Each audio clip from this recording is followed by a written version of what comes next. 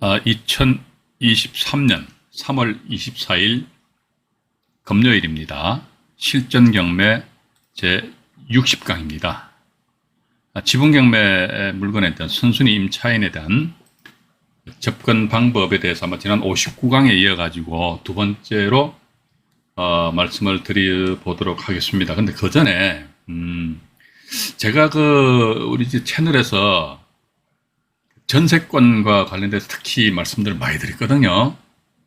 전세권 이게 자칫 잘못하면 돈 까먹습니다.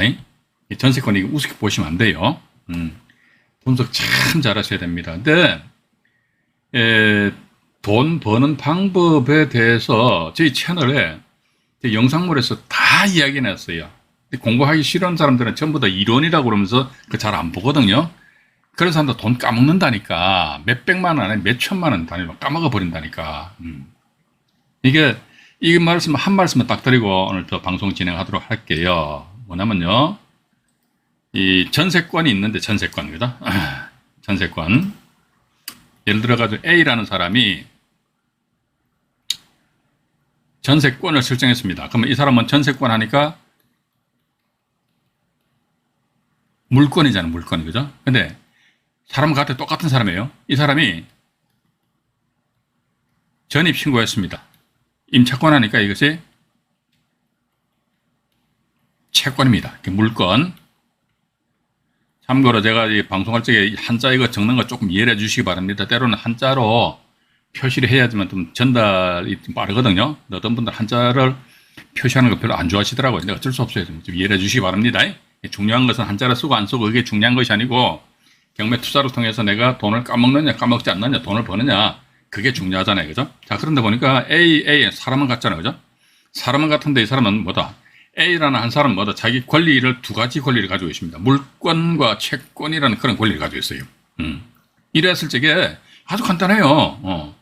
간단하단 말이지. 이 A라는 사람이 예를 들자면 다른 사람이 제3자가 경매 신청을 하였을 적에 이 A라는 사람이 법원에다가 배당 신청을 했어요. 배당 신청을 하긴 했는데, 이 사람이 물권자, 즉 전세권자로서 어떤 배당 신청을 하였느냐, 아니면 채권자, 일반적 임대차이죠, 그죠? 전입신고한 임차인으로서 배당 신청했느냐, 여기 따라가지고요, 낙찰자가 정말로 피똥 쌀 수도 있고 상당히 행복하게 그 사건을 진행시킬 수 있다는 겁니다. 그죠? 이런 내용에 대해서 제가 우리 전세권 파트에서 라이브 방송할 때 다 이야기했잖아요. 다 까발렸습니다. 저를 안 감춰요. 감출 필요도 없어요. 그죠? 그래서 지금 제가 드리는 말씀이, 여러분들 우리가 벌써 오늘 60강째잖아요. 그죠? 그럼 시간수로 따지면 60시간입니다. 작은 시간은 아닙니다. 그런데 그 60시간 동안 해서 제가 나름대로 우리 시청자 여러분들에게 전달해 드림에 있어가지고, 제가 제 혼자서 말이죠, 저만의 세계에 갇혀가지고 주저리 이렇게 떠드는 그런 거 안 해요. 그러니까 지금 당장은 제 혼자서 웹캠을 보고 이야기를 하지만 바로 제 앞에 우리 시청자 여러분들 앉아 계시다는 전제하에서 웹캠 카메라 눈이 말이죠, 여러분들 눈동자입니다. 그러니까 웹캠을 딱 째려보면서 서로 이야기하듯이 쉽게 이야기해야 되겠죠. 그런 와중에 보면은 주의할 사항만 조금만 주의하면요, 이게 돈 안 까먹고 돈 벌 수가 있는 그런 자료가 상당히 많이 있거든요. 근데 사람들 그걸 간과해버리더라고. 공짜라서 그랬나요? 돈을 받을까요? 확 그냥 막 수강료란 몇백만 원 때리 받아야 될 것 같아요. 돈을 받아야지만 사람들이 본전 생각이 나가지고 하는 것 같아. 그러지 마세요. 그래서 소위 뭡니까, 소 잃고 외양간 고친다는 그런 격으로 해가지고요, 일 터지고 나서 어마야 해봤자 아무런 의미가 없어요. 일 터지기 전에 매사 불에 턴턴이라고요. 얼마나 좋습니까? 제 채널에서 영상물 말이지, 그냥 여러분들이 인내심을 가지시고 천천히 보시게 되면요, 라이브 본방 참여를 못 하시더라도요, 재방송해가지고 자꾸 보시란 말이죠. 보시다 보면 여러분들은 피가 되고 살이 되고 나중에 나이 들으셔가지고 말이죠, 할 일 없어가지고 빈둥빈둥 거리는 것보다는 이런 거 하나 딱 잡아놓게 되면요, 70, 80대도 말이죠, 다리에 힘만 있으면요, 경매는요 참 좋은 게요, 두 다리를 걸을 수 있을 정도의 다리의 근력. 여러분들 지금부터 스쿼트하고 런지 이거 막 하셔야 됩니다. 그 다음에 한 손에 볼펜 잡을 수 있는 힘만 있으면 됩니다. 볼펜 잡으려고 하면 이제 손가락 이것도 근력이 있어야 되거든요. 이런 식으로 이제 근력 운동 하세요. 그리고 나서 뭐든 내 머릿속에 경매 지식만 딱 집어넣게 되면요. 70 아니라 80 해가지고, 누군 그런 이야기 합니다. 80대만 내일 거둔다 놀아야지. 사람이 왜 놉니까? 죽기 며칠 전까지 일을 해야지. 돈을 위한 일이 아니고, 자기 자신을 위한, 사람이 일을 하다가 일 안 하면요, 재련 늙어 버립니다. 그죠? 그래서, 저는 경매 예찬론자입니다. 이 해본 사람이니까 알잖아요. 그죠? 예. 그래서, 아마 여러분들 제 말씀 들으시면서, 무슨 말인지 해가지고 좀 긴가민가 하시는 분들도 분명히 계실 겁니다. 그렇다 해가지고, 포기하면 안 됩니다. 절절포죠. 그죠? 절대로 포기하지 마시고, 존버 정신 하니까 어쨌든 그게 욕 같아요. 그죠? 네. 끝까지 버티라 이거죠. 버티면은 된다 이런 말씀 드리면서, 자, 그러면 이제 오늘은 말이죠. 지분 경매 물건의 선순위 임차인, 이것도 제가 지난 59강에서 말씀드린 접근 방법인데, 안 주는 거예요. 돈 없는데 어떻게 줍니까? 맞잖아요. 그죠? 돈 없는데 안 주고, 오히려 내가 소송 제기해서 내가 경매를 집어넣는 것보다는 다른 사람이 소송 제기해서 다른 사람이 경매를 집어넣으면 난 가만히 앉아가지고 그냥 숟가락만 딱 얹어버리자. 그럼 얼마나 편하게 돈 버냐겠죠. 이런 방법이 있다니까요. 그죠? 그러니까 현재 선순위 임차인이 있는 물건도 그렇고 또는 뭡니까? 역경매 대상이 아닌 물건이 있지 않습니까? 그 아파트 전부에 대해서 저당권이 설정된 상태에서 그 지분 일부가 경매 나왔다. 이랬을 때 저당권 변경 등기되면서 변경 등기된 저당권자가 타 지분을 또 싹 경매 집어넣게 되면 나는 어떡합니까? 숟가락만 살짝 얹으면 되잖아요. 어떻게? 저요? 해서 공의도 없으면 매수 권리. 낙찰을 못 받아서 그렇지. 이게 결차가 어렵다. 지분 경매 이게 제 채널에서 이 방송 들으시고 말이죠. 이게 지분 경매 몰라 그러신 분들 머리가 돌대가리 한마디로. 진짜라니까. 그죠? 돌대가리라고 표현해서 대단히 죄송합니다. 그러니까 천천히 들어보시면 충분히 이걸 접근하실 수가 있다는 거죠. 그죠? 단지 내 주머니에 종잣돈이 문제지. 돈이 없어서 그 문제가 있지. 내가 몰라서 접근 못하는 건 아닌데 돈이 없어서 접근 못한다니. 이 정도까지는 여러분들이 그 수준을 끌어올려 놔셔야 됩니다. 그래야 되는 것이 그냥 아무런 정리도 안 되고 이렇게 하면 안 된다는 것이지요. 제가 높아지면서 자꾸 이렇게 잔소리 많이 합니다. 그래서 여기 자료 내용 보니까 보증금 인상 요구하고 가지고 임차인한테 네가 경매 집어넣으라 해놓고 이게 또 주고도 말 안 되면 그때는 최종적으로 낙찰자에 내가 어떻게 한다 타주분권자한테 확 해가지고 우리 팔까? 처음부터 소송 집어넣는다 소송에서 경매 넣는다 하지 말고 팔까? 같이 팔아가지고 임차인 제 꼴배기 지시는 저놈 보증금 줘버리지 이렇게 하고 만약에 타주분권자 NO 하기는 어떡합니까? 그것도 어떡할 수 없지. 최종적인 수단에서 그것도 공유물 분할 소송에서 공유부동산 전부를 확 경매를 집어넣어 버림으로 인해서 그럼으로 인해 가지고 낙찰되면은 임차인 가져가고 나머지 그게 이제 그런 대항력 있는 임차인 있잖아요. 이랬을 적에는 입찰가 결정을 잘 하셔야 돼요. 무뚝대고 에럴리 하면 안 된다니까. 그래서 이번에는 말이죠 이게 오늘 이 사건은 이제 동부지방법원 2019 타경 사건이에요. 물건지가 서울 송파구 잠실동의 48평형 아파트인데 리센트 아파트인가 그래요. 요 동네 요즘은 조금 회복이 됐는지 모르겠네요. 이 사건을 보시게 되면은 사건 계획을 보시죠. 갑, 을이 이제 각각 2분의 1에 해당되는 소유권을 가지고 있었습니다. 그 상태에서 이제 병이라는 사람이 임대차 계약 체결하고 2018년도 10월 달에 말이죠. 전입하고 확정일자를 받은다. 이 사람 배당 신청을 안 해버렸네, 세상에. 배당 신청하는데 보증금이 13억 원이에요. 우와. 근데 보니까 2018년 10월 이후에, 즉 2019년 4월 달 이후로 해가지고 이때부터 최선순위에 소멸기준권리인 가압류, 이렇게 보니까 갑 지분에 여러 건의 가압류가 설정되어 있다, 이렇게 나와 있잖아요. 그죠? 그럼 어쨌든 봐가지고 병이라는 사람은 이 사람이 이때 전입신고할 적에 보면 이 아파트 깨끗했어요. 그 대항력이 있단 말이죠. 우와, 이 사람 대항력이 있는데 이 임차인의 보증금이 13억 원인데 우와, 배당 신청 안 했네. 배당 신청 안 했는데 이 물건 보니까 2분의 1 지분이거든요. 2분의 1 지분이 경매에 넘어왔다 이거죠. 이야, 그러면 이것도 제가 말씀드렸잖아요. 그죠? 비록 내가 2분의 1 지분을 낙찰받더라도 원리 원칙대로 법대로 한다 그러면요. 법대로 한다 그러면 어떻게 한다더라. 낙찰자 만약에 이걸 갑, 을, 병, A라는 사람 낙찰받았다 치자 이제 2분의 1 지분을. 2분의 1 지분을 낙찰받았다 이랬을 적 제시는 59강에서 말씀드렸죠. 그죠? 어떻게 한다 하더라. 일단 봐가지고, 임차인의 보증금 반환 채무는 불가분 채무이기 때문에, 지금부터 이런 거 읊으면 안 돼요. 머리 아파. 이거 필요 없어요. 13억 원을 주고, 미쳤어요. 13억 원. 말 되는 소리를 하란 말이에요. 봐가지고. 13억 줄 돈 있으면, 제가 그랬잖아요. 13억 저 사람한테 줄 돈 있어도 주지 말고, 그 돈 차라리 다른 데 재투자하시라니까. 그게 낫지 말라고 했다 13억 주고. 그건 말이 안 된다, 이거. 그죠? 그, 제가 이 영상물 어디서 봤어요. 어디 유튜브에서 봤는가. 봤는데, 보니까 뭐, 불가분 채무에 의해서 13억 원을 주고, 야, 근데 내가 2분의 1 지분을 낙찰을 받았는데, 야, 보니까 갑 지분이니까 이 사람한테, 나머지 2분의 1에 대해서 얼마입니까? 6억 5천만 원 있잖아요. 그죠? 6억 5천만 원은 내가 부담할 게 아닌데, 임차인의 보증금 반환 채무는 불가분, 쪼갤 수 없다. 불가분 채무이기 때문에 내가 13억 원 다 줬다. 근데 나머지 6억 5천만 원에 대해서 나는 부담할 그런 의무가 없기 때문에 네가 부담해야 되지 않냐. 그래서 A는 뭐다 을한테 6억 5천만 원 돌리도 구상권을 행사하고 이런 말 같지도 않은 소리 짓거리고 앉아있다. 지금 이런 식으로 접근해서 안 된다니까요. 봐가지고 좀 깝깝한 사람도 참 많아요. 그러니까 이렇게 이야기하는 사람들 제가 솔직히 말씀드립니다. 지분경매 한 번도 안 해본 사람이야. 그러니까 단지 법 규정에 나와 있는 거지. 예.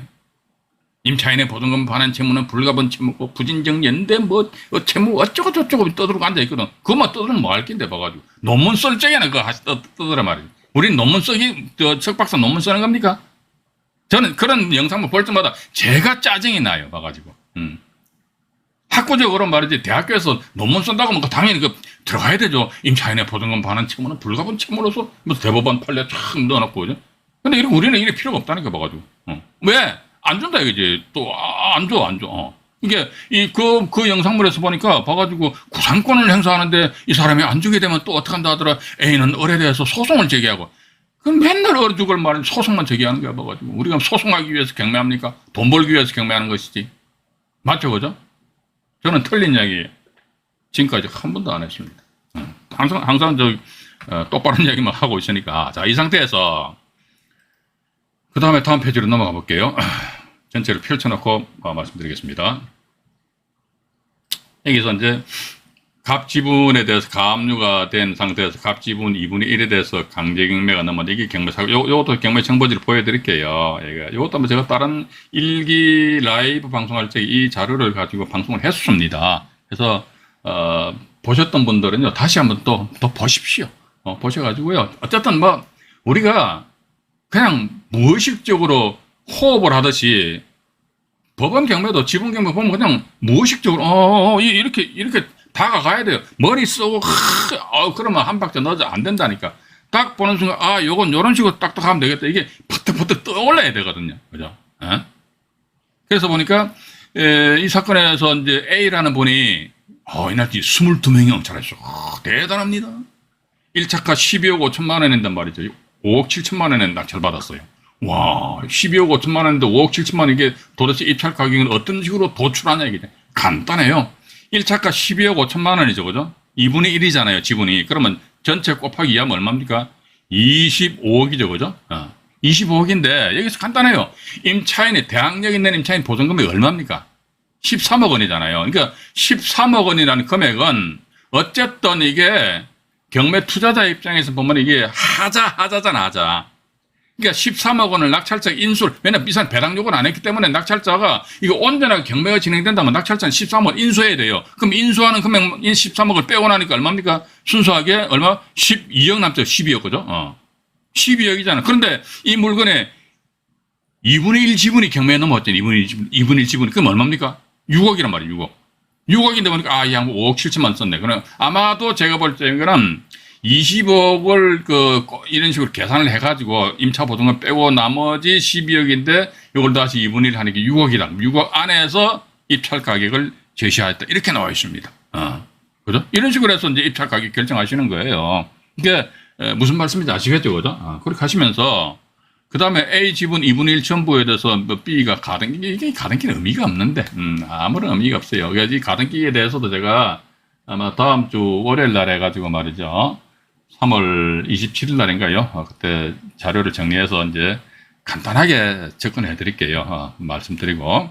그래서 일단 이 건 같은 경우 보니까 이분들이 지분 낙찰 받아가지고, 그 다음에 자기 지분 있잖아요. A가 자기 지분에 대해가지고 전부에 대해서 B, 전부 하면 안 된다니까요. 일부 해야 된다니까.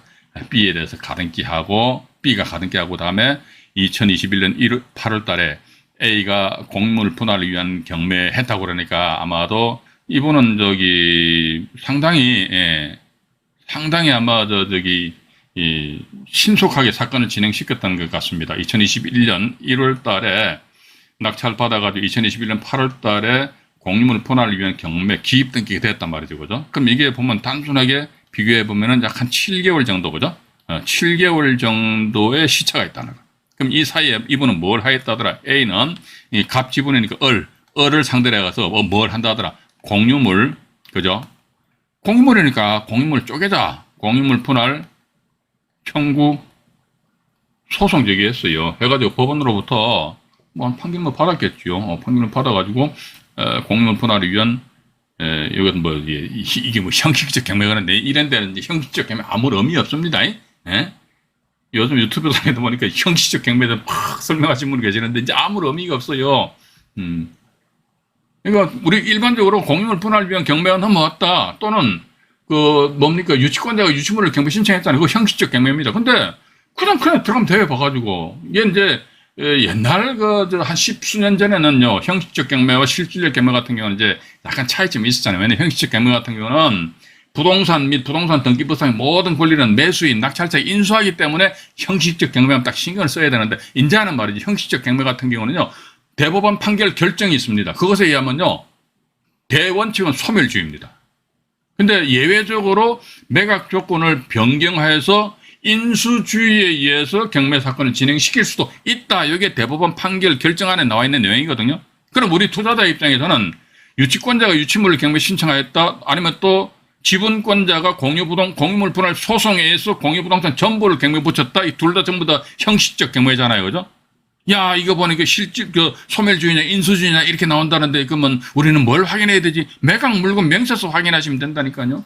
매각 물건 명세서 판이 보니까 우리는 이 사건은 말이지 인수주의에서 진행한다. 그럼 인수주의예요. 그런데 매각 물건 명세서 보니까 아무런 말이 없어요. 그럼 소멸주의입니다. 아무런 말이 없다. 근데 요즘은요, 이제 형식적 경매 같은 거의가 다 소멸주의에서 경매 진행이 된다. 일단 그래 보시면서 이 사건에서 공유물 분할을 위한 경매해가지고 이제 한 1년여 후에 해가지고요, 15억 4천만 원에 낙찰이 됐어요. 1차 가격이 29억 9,500만 원 이렇게 나와 있잖아요. 그죠? 왜 그러냐니까 이게 13억에 대해서 임차인은 이 사람 또 이때도 배당 신청 안 해버렸어. 배당 신청 안 하니까 아마 이때 낙찰 받으신 분은 13억을 인수한다니까 28억, 그죠? 28억 정도, 28억 4천만 원이잖아요. 그죠? 근데 1차 가격이 29억 9,500만 원이니까 거의 아마 시세에 준하는 금액으로 입찰을 했다. 근데 이게 왜 그런지 모르겠지만 경매 취하가 돼버렸죠. 경매 취하가 되고 현재 소유자가 보니까 A하고 을 두 사람으로 딱 되어 있습니다. 근데 아마도 제가 볼 적에는 이제 2022년 작년 10월 달에 경매 취하되고 현재 2023년 3월 달이잖아요. 그죠? 그러면 A하고 을 간에 있어가지고 뭐 지분을 사고 팔고 아니면 같이 팔고, 근데 요즘 같은 경우 부동산 시장 분위기가 그렇게 좋지 않기 때문에 조금 우리가 조금 딜레이 시킨 상태에서 경기가 살아날 적에 뭐 대팔자 이런 식으로 서로 이제 이야기를 할 수 있겠지요. 저는 그렇게 봅니다. 근데 만약에 이 건 같은 경매 취하가 안 됐다더라 이랬을 적에는요, 어쨌든 15억 4천만 원에 이제 누가 낙찰 받아갔잖아요. 그죠? 근데 임차인 13억짜리 임차인은 이 사람 역시 마찬가지 요 사건에 있어서도 배당 신청을 안 했단 말이죠. 그죠? 그러면요, 이 사건에 있어 가지고 이 A하고 이제 지분권자 A하고 을이거든요. 이 사람 각각 2분의 1 가지고 있으니까 15억 4천만 원에 곱하기 2분의 1 하게 되면 얼마입니까? 봐가지고 7억 7천, 그죠? 맞나요? 계산기 한번 눌러볼게요. 좀 더 암산이 안 돼요. 봐가지고 7억 7천 곱하기 맞네. 15억 4천만 원. 그럼 7억 7천만 원이 이제 자기 주머니에 배분이 된다 하더라. 근데 이때 보니까 자기가 얼마? 5억 7천만 원에 낙찰 받아가지고 7억 7천만 원이다. 그러면 괜찮죠? 괜찮잖아요. 2021년도 1월 달에 여기 땅 해가지고 2022년 9월 달에 이게 이 사건이 경매 취하가 안 됐다면은, 취하가 안 됐다면은, 한 1년 한 8개월 만에 말이죠. 어쨌든 2억 원이라는 어떤 시세 차익이 발생되었지 않았느냐 하는 그런 생각을 가진다는 겁니다. 그렇기 때문에 제가 지난 59강에서도 말씀드렸습니다만 낙찰자에게 대항할 수 있는 임차인이 있다. 지분 물건에 있어 가지고. 근데 그 임차인이 배당 요구했으면 배당 받아가겠지요. 근데 배당 요구를 안 했다더라. 배당 요구 안 했으면 우리가 어쨌든 원칙은 낙찰자 인수하는 건 맞아요. 낙찰자 인수하는 건 맞는데 문제는 뭐냐면 봐가지고 인수한다는 것이지요. 알았다 이거지요. 그런데 주머니에 돈이 없다 이거지요. 그죠? 제가 자꾸 이런 말씀 드리는 걸로 인해서 좀 짜증나시더라도요. 자꾸 들으십시오. 어쩔 수 없어요. 주머니에 돈이 없으면 어떡합니까? 봐가지고 못 주는 거지요. 그죠? 못 줬을 경우에 임차인으로 하여금 뭐 네가 경매 신청하든지 아니면 또 이 사안 같은 경우는 말이지. 이분이 낙찰 받아가지고 이 공유물의 분할 소송에 의해서 경매를 본인이 경매 신청한다든지 이런 식으로 해서 어쨌든 사건을 일단 진도를 나가야 된다. 그죠? 이러다 보니까 이제, 뭐 한 1년, 한 8개월 만에 경매 취하가 안 됐다면은, 1년, 한 2년 만에 2억이다. 양도소에 세금 좀 내더라도 결코 나쁘지 않은 그런 결과잖아요. 맞잖아요. 그죠? 저는 그렇게 보고 있습니다. 그래서 우리가 앞으로 이제 물건을 고르실 적에 이것도 우리가 경매 정보지를 보시면 있어가지고요. 물건을 고른다는 건 뭡니까? 이거 돈 되는 물건을 고른다 이거지요. 돈 되는 물건을 고른다. 어떤 거 봐가지고 지금 제가 말씀 안 드렸습니까? 전세권 같은 경우는 뭐 법인이 있는데 뭐 어쩌고 저쩌고. 지분 경매 같은 경우는 뭐 물론 그렇습니다. 내 자금력이 조금 딸린다 그러면 어쩔 수 없어요. 다세대 빌라 이런 것도 하셔야 되고. 내 자금력이 조금 좀 한마디 빵빵하다 그러면 아파트 이런 쪽으로 이제 들어가시고 또 아파트 같은 경우는 이제 여기 좀 뭡니까 지분을 낙찰 받더라도 이제 이 대출이 이루어지는 그런 케이스도 아마 제가 다른 영상물에서 소개 말씀을 드렸던 것으로 기억이 납니다. 대출 기간까지도 제가 언급을 해드렸어요, 그죠? 그렇기 때문에 그런 대출 관련해가 지분에 대해서 대출 관련해 가지고는 어떻게 한다더라. 그러니까 뭐 카페나 뭐 저한테 이렇게 직접 물어보시는 것이 아니고 법원 가시게 되면은 저 대출 알선해주는 저 이모들 있잖아요. 이모들 이분들한테 명함 하나 받고 말이지. 이게 나름대로 이게 지분 경매 관련해서 대출 이런 게 어떻게 이루어지는지, 또 이자율은 어떻게 되는지 이걸 개략적으로 한번 알아보시라니까. 본인들이 충분하게 알아보시고 만약에 안 된다 하면은 그때 뭐 카페나 아니면 이런 채널에다가 이제 질문 주시면 되는데 무조건 그냥 막 질문 주시면 뭐 제가 무슨 대부업자도 아니고 맞잖아요, 그죠?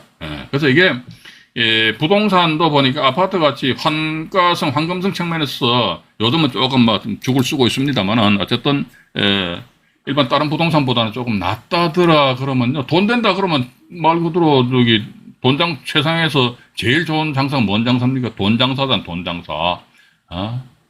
돈 꿔주고 이자 따먹는 게 얼마나 좋습니까? 맞잖아요. 그죠? 그래서 그런 것도 제가 만약에 이런 제2, 제3 금융기관이다 그러면요.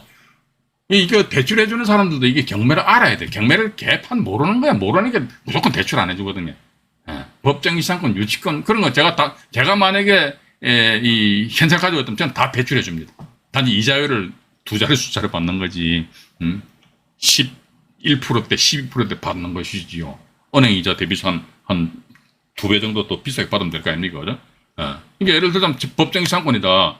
법정이상권 관련된 이런 물건인데 이 땅이 경매 나왔다. 땅을 낙찰받는데 지상 건물은 보니까 법정이상권 권리를 가진다, 못 가진다 이렇게 두 가지로 나눠지거든요. 만약에 법정이상권의 권리를 가진다, 아니면 못 가진다 했을 때 땅을 낙찰받은 사람이 대출 원하면 대출 해줘요. 해주는데 봐가지고 내가 만약에 대출업자죠, 그죠? 땅을 낙찰받았는데 건물 소유자를 어떤 식으로 요리할 것인가? 이건 내가 땅 머리에서 꿰차고 앉아서 해야겠죠, 그죠? 근데 토지를 낙찰받은 사람이 그 건물 소유자에 대해서 요리를 못한다. 이랬을 적에 어떻게 한다 하더라? 땅에 담보 저당권 설정해놨으니까 저당권 설정해서 저당권 실행을 해버리면서 지상 건물에 대해서 저당권 실행을 하면서 지가 들어가 낙찰 받아버려. 그죠?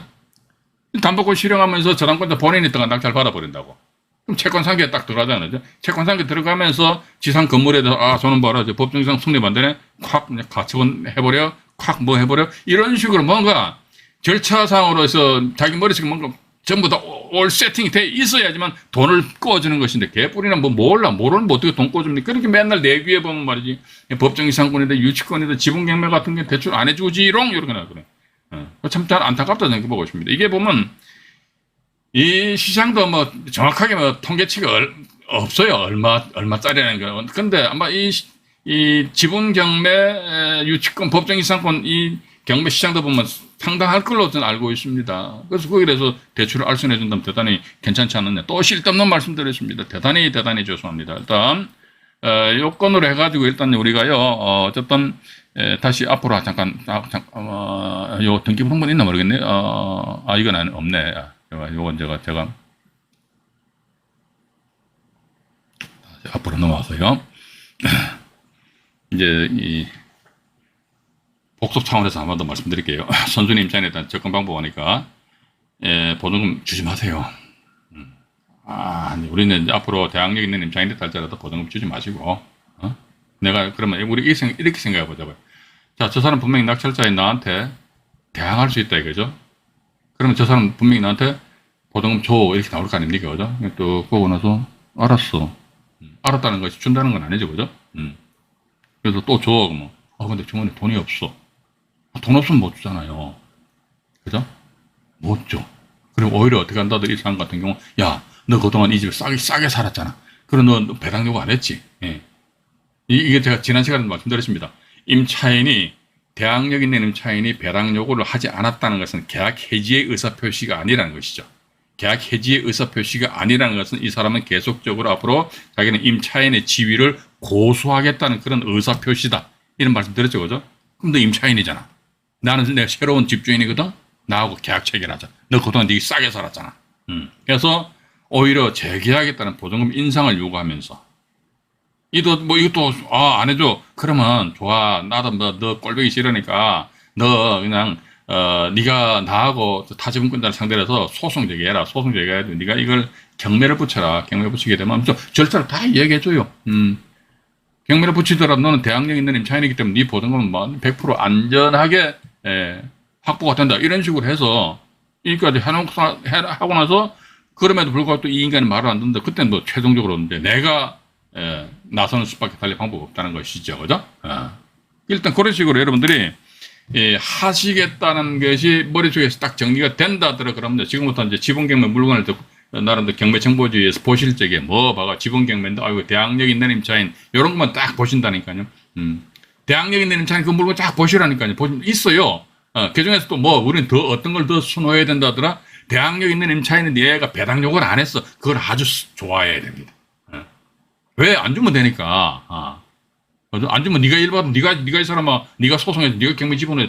안 준다 그러면 저 임차인이 열받을 거 아닙니까? 그죠? 이건 이제 제가 여기 채널에서는요, 우리 순수하게 지분 투자자, 경매인들을 위한 그런 내용입니다. 임차인들을 약 올리기 위한 게 아니에요. 그죠? 그렇게 좀 이해를 하셔야 돼요. 그러니까, 내 보증금 줘. 알았어. 없어. 못 줘. 그럼 임차인이 열받아. 그럼 열받으면 어떡합니까? 씩씩거리면서 소송한다. 그러면 소송하라 이거죠. 그죠? 그래서 네가 제발 빨리 좀 경매 집어넣어줘라 이거죠. 이런 식으로 사건을 진행시켜 버린다면은 오히려 이게 스트레스 덜 받고 맞잖아요. 세상 스트레스가 참 안 좋은 것 같아. 그냥 느긋하게 살아가셔야 될 것 같아요. 그죠? 스트레스 덜 받으시고 그냥 이렇게 하시는 것이 좋지 않겠느냐 하는 그런 생각을 하게 되고요. 지금 채팅창에 들어와 계신 분들은 인사 말씀드릴게요. 곽충건님, 신인철님, 이강희님, 마옥님, 최선영님 감사합니다. 마마카공님, 박헌성님, 고공센 부동산TV님, 다음에 또 누구신가요? 필구님, 알까기 대왕님, 자연이 저하님 감사합니다. 아이고 마마카공님 또 오늘도 감사합니다. 이러다 제가 커피 중독자가 될 것 같습니다. 대단히 감사합니다. 폴님, 감사합니다. 또 누구신가요? 시화호님, 그 다음에 매주콩님, 류병직님, 윤집님, 치토스님, 아리수님, 어호님, 홍대희님, 에리카님, 박황용님, 이정아님, 민주지사님, 리키님, 김혜진님, 김혜진님 같은 꾸준하게 나오세요. 포기하시면 안 됩니다. 그냥 몰라도 그냥 들어야 돼. 몰라도 들어야 돼. 그럼 어느 순간 귀가 뻥 뚫리게 돼 있어요. 제 말씀만 믿으시고 하면 계속 그렇게 해보시라니까. 이렇게 되면 돈을 달라고 하는데 뭘 아무 소리 안 하잖아요. 그죠? 그다음에 최현수님, 강성확님 지각하시도 괜찮습니다. 어떤 들어오신다는 것 자체가 중요하잖아요. 그죠? 빠비용님, 네, 감사합니다.